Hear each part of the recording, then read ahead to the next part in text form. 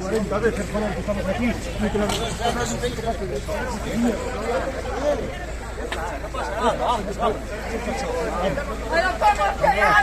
Atán, graba, por favor.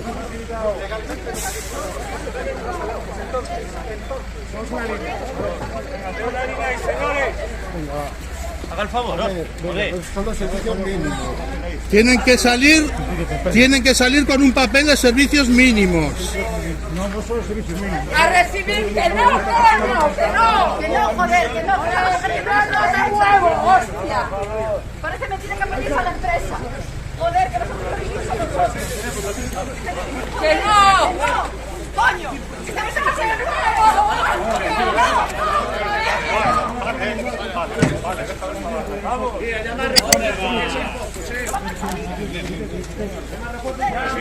no, que no sale el puto autobús. Muy bien, la dirección de la empresa. Muchas gracias, ¿eh? Muchas gracias, la dirección de la empresa.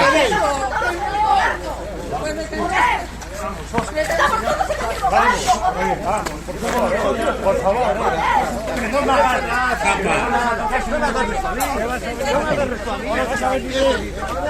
vas a venir detenido.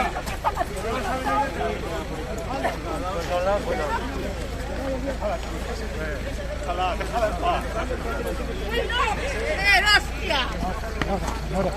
¡Que no! Sí, señora, no sé lo que es. Un equipo aquí y el otro lado. Va, 46, para acá. Vale. A ver, línea, ahí, 46. No estáis colaborando con nosotros, ¿eh? No. Estamos solicitando poner un puñetero papel en los autobuses. Un puñetero papel. Un puñetero papel.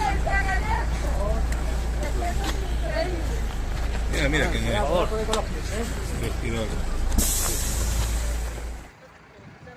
Es el comportamiento que tiene esta empresa con los trabajadores.